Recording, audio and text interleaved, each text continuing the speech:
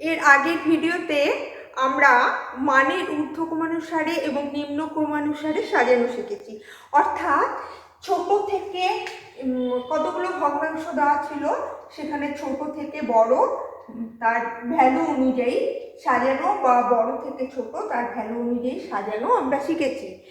আজকে আমরা শিখবো ক্ষুদ্রতম ভগ্নাংশ কোনটি বা বৃহত্তম ভগ্নাংশ কোনটি। ধরো সংখ্যাটাকে 3/5, তো এটাকে আমরা 3কে 5 দিয়ে ডিভাইড করে প্রত্যেকটাকে ভাগগুলো করে করে আমরা সে যে ভ্যালু পাবো সেই ভ্যালুগুলোকে নিয়ে কম্পেয়ার করে আমরা সেখান থেকে আমরা বের করতে পারি, কিন্তু সেটা খুব সময় সাপেক্ষ।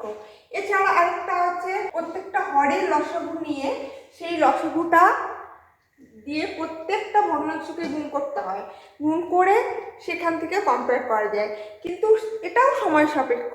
এগুলো সাধারণত বিভিন্ন কম্পিটিটিভ পরীক্ষায় এরকম আসে, ক্ষুদ্রতম ভগ্নাংশ কোনটি, বৃহত্তম ভগ্নাংশ কোনটি।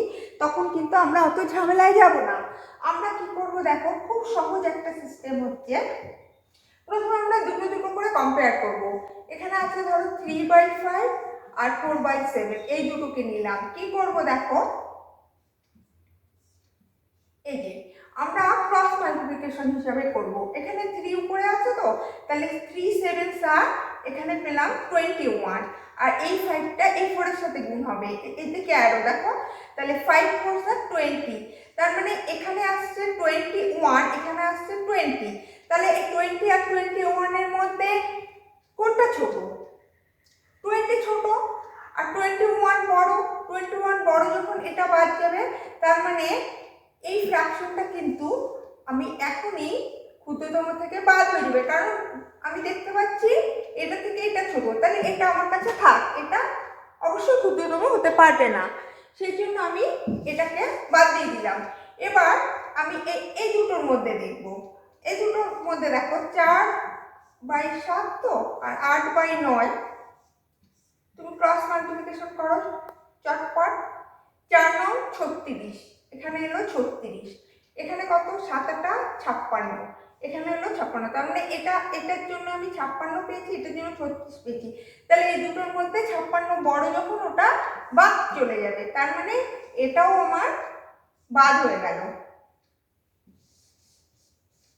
এবার থাকলো জাস্ট এটা আর এটা, এই দুটোর মধ্যে কম্পেয়ার করতে হবে। এই দুটোর মধ্যে কম্পেয়ার করো, 4/7 আর এখানে আছে 9/11।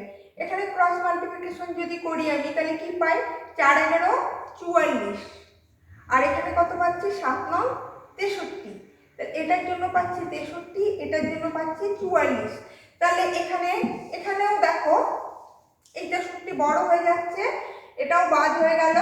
তাহলে আমার সব থেকে ছোট কোনটা রইল? এটা। তার মানে আমার সব থেকে ছোট ভগ্নাংশ হচ্ছে এটা, 4/7। তাহলে আমি লিখতে পারি নির্ণেয় ক্ষুদ্রতম ভগ্নাংশ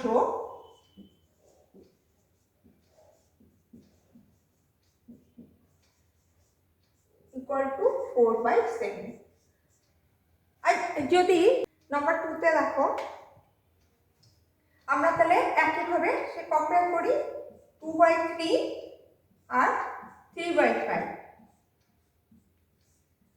এখানে হচ্ছে 5 দুগুণী 10, আর এখানে হচ্ছে 3 3 9। তাহলে আমি কি দেখতে পাচ্ছি? 10 বড়, অতএব এটা হবে না। এই দুটোর মধ্যে কম্পেয়ার করে দেখা গেল। এবার এই দুটোর মধ্যে কম্পেয়ার করতে হবে, 3/5 আর হচ্ছে 7/9।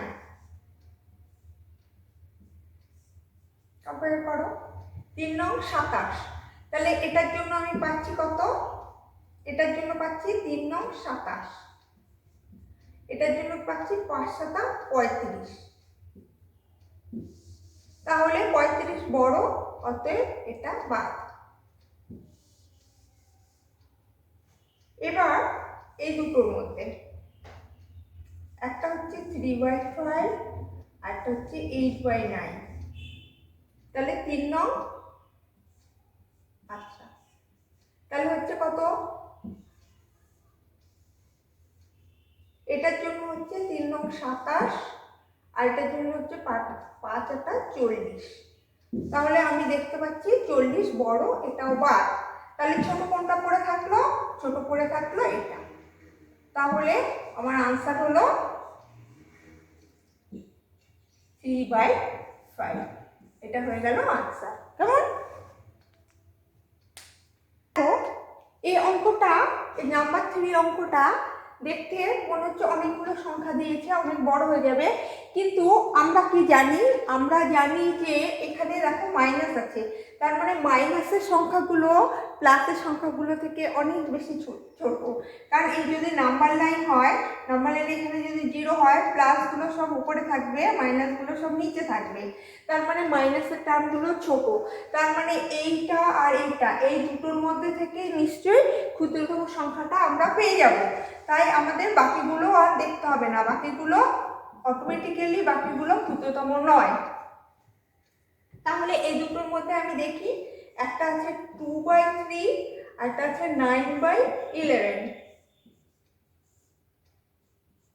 তাহলে এটা হচ্ছে 11 দুগুণে 22, এটা হচ্ছে 3 নং 27। কেমন? তাহলে আমার এখানে কত আসছে?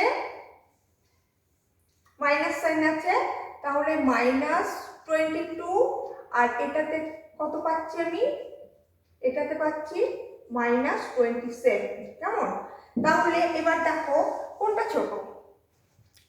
মাইনাসের ঘরে যত সংখ্যা বাড়তে থাকবে তার মানে তত নিচে নামতে থাকবে, অর্থাৎ -22 থেকে -27 অনেক বেশি ছোট। তার মানে এটা হবে ক্ষুদ্রতম, এটা নয়। তাহলে অতএব ক্ষুদ্রতম সংখ্যা কোনটি? -9/11। এটাই হয়ে গেল আনসার। কেমন? এবার দেখো বৃহত্তম ভগ্নাংশ কোনটি। এখানেও আমরা এইভাবে দুটো দুটো নিয়ে ক্রস মাল্টিপ্লিকেশন ভাবে করতে পারি, কিন্তু এখানে একটা সিস্টেম, নতুন আরেকটা সিস্টেম তোমাদের শেখাবো, এই অঙ্কটাতে শেখা প্রযোজ্য। দেখো প্রত্যেক ক্ষেত্রে লবের থেকে হর 1 করে বড়। দেখো 1 বেশি, এখানেও 1 বেশি, এখানেও 1 বেশি, এখানেও 1 বেশি। এই ক্ষেত্রে একটা সুবিধা হচ্ছে আমাদের কম্পেয়ার করার আরেকটা নিয়মে আমরা কম্পেয়ার করতে পারবো, সেই নিয়মটা এখন তোমাদের শেখাবো। দেখো প্রথমে আমি এটাই দেখাচ্ছি, 2/3 আর হচ্ছে 3/4 যদি থাকে, আমরা যদি ক্রস মাল্টিপ্লিকেশন করতাম তাহলে আমরা কি পেতাম? 4 দুগুণে 8 পেতাম, এখানে 3 3কে 9 পেতাম। তাহলে আমরা দেখতে পাচ্ছি কোনটা বড় হচ্ছে? 2 থেকে 3 বড় যেহেতু, আবার 3 থেকে 4ও বড়, তাহলে এই যে ডান দিকের সংখ্যাটা এটা বড় হয়ে গেল। তাহলে এখানেও তুমি একইভাবে দেখতে পাচ্ছ, এখানে ডিফারেন্স কত আছে? 2 আর 3 এর মধ্যে হর আর লবের মধ্যে ডিফারেন্স 1, এখানেও 1, এখানেও 1, এখানেও 1। তাহলে আমরা দেখতে পাচ্ছি যখন 1, তখন আমরা এই নিয়মটা আমাদের ক্ষেত্রে প্রযোজ্য হবে। আমরা কি দেখতে পাচ্ছি? এখানে 2 আর 3, মানে এখানে 2 থেকে 4 বড়, 4 থেকে 7 বড়, 7 থেকে 11 বড়। তার মানে এই এক ডিফারেন্স, বাট 11 হচ্ছে অনেক বেশি বড়, সেই জন্য এই সংখ্যাটাই হয়ে যাবে বৃহত্তম। এখানে কিন্তু আমাকে আর অঙ্ক করতে হলো না, আমি ডাইরেক্ট দেখতে পেলাম 11/12 এটাই হচ্ছে বৃহত্তম। এটা একটা আলাদা ট্রিক্স, এটা তোমরা মাথায় রাখবে। কেমন? যদি এদের ডিফারেন্স যদি 2 করে হতো তাহলেও কিন্তু সেই প্রযোজ্য হতো। প্রত্যেক ক্ষেত্রে যেহেতু আমি দেখতে পাচ্ছি লব হরের থেকে 2 করে বড়, তার মানে একই রকম ভাবে বড় হচ্ছে, তাহলে আমরা কি দেখতে পাচ্ছি? 2 এর থেকে 4 বড়, 4 এর থেকে 17 বড়, আবার 11 থেকেও 17 বড়, তার মানে 17 হচ্ছে সবার বড়। তার মানে বৃহত্তম ভগ্নাংশ হয়ে গেল এটা। কেমন? এটা কিন্তু একটা খুব সুন্দর ট্রিক্স। সবসময় এই ট্রিক্সটা খাটবে না, কারণ সবসময় তো প্রত্যেকটা ভগ্নাংশের মধ্যে লব আর হরের ডিফারেন্স সমান থাকবে না, সেই জন্য সবসময় খাটবে না। যেখানে দেখতে পাবে লব আর হরের মধ্যে প্রত্যেকটা ভগ্নাংশের ডিফারেন্স সেম আছে, তখন সেখানে এই নিয়মটা দিয়ে তোমরা বের করে ফেলবে। দেখো এখানে কিন্তু লব আর হরের মধ্যে ডিফারেন্স সেম না প্রত্যেকের ক্ষেত্রে, এখানে 3 আছে, এখানে 5 আছে, এরকম ডিফারেন্ট, তাহলে আমাদের ওই নিয়মটা এখানে খাটবে না, এখানে আমরা এই নিয়মটাই করব। প্রথমে এই দুটোর মধ্যে করছি আমি। এই দুটোর মধ্যে দেখো এটা আছে 3/8। ক্রস মাল্টিপ্লিকেশন যদি আমি করি তাহলে কি হচ্ছে 8 দুগুণে 16, এটার জন্য পাচ্ছি 16, এটার জন্য পাচ্ছি 3 5 15। তাহলে কি দেখতে পাচ্ছি 16 বড় 15 ছোট, তার মানে এই টার্মটা হবে না, বৃহত্তম হিসেবে এই টার্মটা হবে না। তাহলে আমার হাতে এটা থাকছে, তাহলে এটার সঙ্গে আমি এটা দেখছি এবার। তাহলে কি হচ্ছে 2/5 আর 7/9। ক্রস মাল্টিপ্লিকেশন করো, এটা হচ্ছে 9 দুগুণে 18, এটা হচ্ছে 5 7 35। তাহলে এটার জন্য আমি পাচ্ছি কত 18, এটার জন্য পাচ্ছি 35। তাহলে 35-এর থেকে 18 ছোট হয়ে যাচ্ছে, এটাও বৃহত্তম হবে না বা। এবার আমার কাছে এই দুটো আছে, এই দুটোর মধ্যে একটা হবে। তাহলে এই দুটোর মধ্যে কম্পেয়ার করে দেখা যাক 7/9 আর হচ্ছে 6/11। তারপর 7 11 77, আর এটা কত হচ্ছে 6 9 54। তাহলে 77 54 থেকে অনেক বড়, তাহলে এটা হবে না, আমার বৃহত্তম আনসার হবে এটা। তাহলে বৃহত্তম ভগ্নাংশ কোনটা হচ্ছে 7/9, এটা হয়ে গেল আনসার। দেখো নাম্বার 3, নাম্বার 3 তে এখানে আছে 2/3, 3/5, 8/11, -9/7, 11/17। আচ্ছা, প্রথমেই আমরা একটা বাদ দিয়ে দেবো এখান থেকে, কোনটা বলতো, যেটাতে মাইনাস আছে, কারণ মাইনাস যুক্ত সংখ্যা কখনোই বৃহত্তম হতে পারে না, সেটা বরং এই সবকটা পজিটিভ, এটা বরং সব থেকে ছোট হতে পারে। সেজন্য এখান থেকে এটা প্রথমেই আমাদের বাদ হয়ে গেল, প্রথমেই বাদ হয়ে গেল। তাহলে বাকি থাকলো এই চারটের মধ্যে থেকে আমাকে সার্চ করতে হবে। তাহলে আমি প্রথমে 2/3 আর 3/5 এর মধ্যে দেখি কি হয়। এটা হচ্ছে 5 দুগুণে 10, এটা হচ্ছে 3 3 9। তাহলে আমি দেখতে পাচ্ছি 10 9 থেকে বড়, তাহলে এটা কখনোই হবে না। এবার আমি এই দুটোর মধ্যে দেখব, এই দুটোর মধ্যে দেখো 2/3, 8/11। দেখো এটা কত হচ্ছে 11 দুগুণে 22 হচ্ছে, আর এটা কত হচ্ছে 3 8 24 হচ্ছে। তাহলে 24 যেহেতু বড়, সেহেতু 22 যেটাতে সেটা বাদ। এবার আমার থাকছে এটা আর এটা, 8/11 আর একটা হচ্ছে 11/17। তাহলে ক্রস মাল্টিপ্লিকেশন করে দেখি কি পাই। এটা হচ্ছে 8 গুণ 17, 8 গুণ 17 মানে 136, আর এটা হচ্ছে 121।